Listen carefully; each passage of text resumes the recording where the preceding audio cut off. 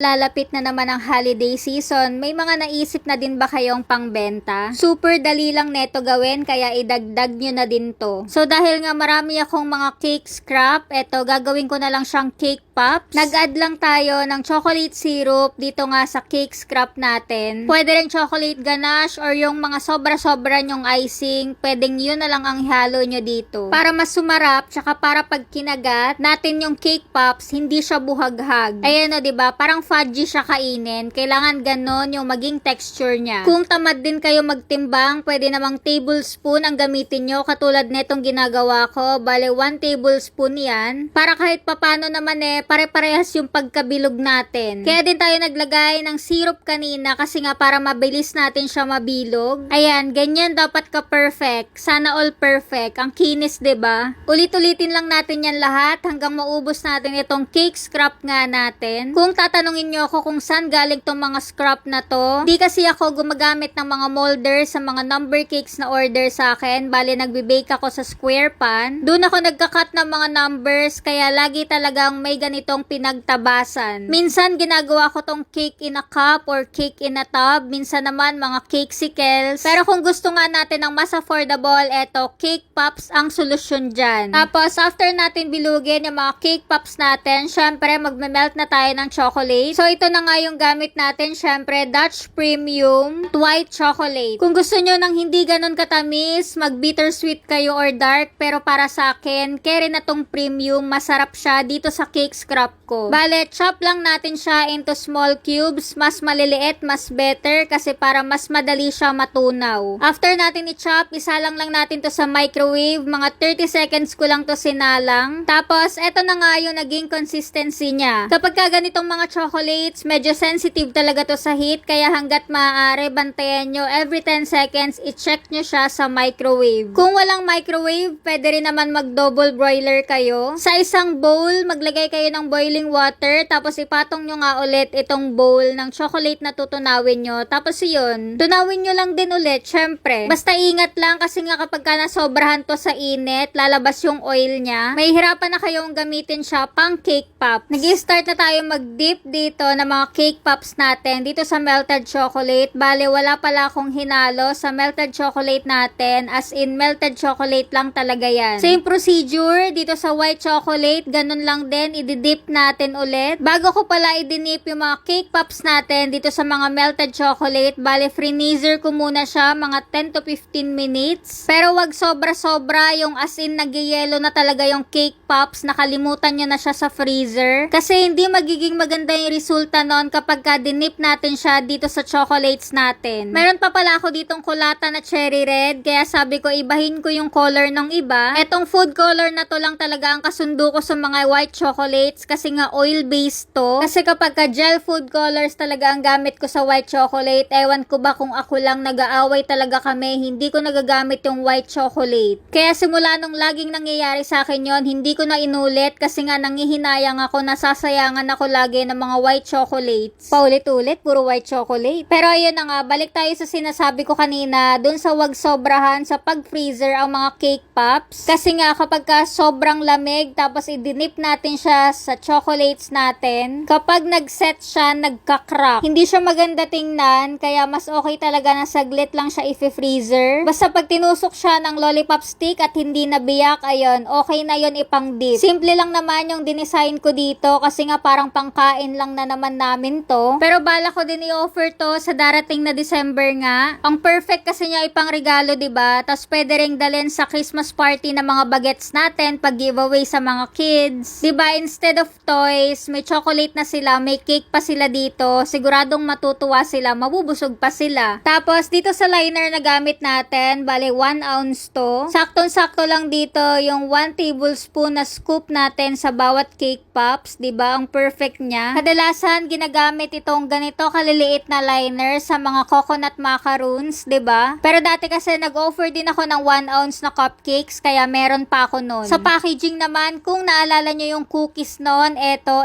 yung pinaglagyan ko nun. Dahil nga meron pa akong mga tira dito, tinry ko lang kung kakasya at ang perfect niya dito sa 9 pieces. Pero siguro sa susunod para magkasya siya, medyo hindi ko nakakapunuin yung 1 tablespoon kasi nga pag dinip natin siya sa chocolate, chocolate, mas kakapal pa siya. Kaya dito, medyo pinagsiksikan ko lang talaga siya dyan para mapicturan. Cute din sana to, pero siguro mas liliitan ko pa yung gawa para magsakto yung 4 pieces. Tapos, pwede rin naman siyang pang solo pack, pa isa-isa nyo ibenta. Lalo na sa mga bagets, mabenta to kasi nga affordable siya. Di ko rin alam kung saan galing tong mga packaging na to at kung bakit ako merong ganito. Malamang sa alamang na naman, kaka-check out ko to. Pero 'di ba, napakinabangan natin siya ngayon, kaya kayo magkalkal lang kayo sa mga cabinet nyo, marami kayong mapapakinabangan dyan. Kaka-check out, minsan nakakalimutan na natin na meron pala tayong ganon, ganyan. Tapos pag nakita natin, doon natin masasabi, hala, meron pala akong ganyan. Tapos yun na nga, pack lang natin to individually. Kung ibebenta ko to, siguro mga 10 to 15 pesos kasi nga pang bagets lang to. Pero depende sa inyo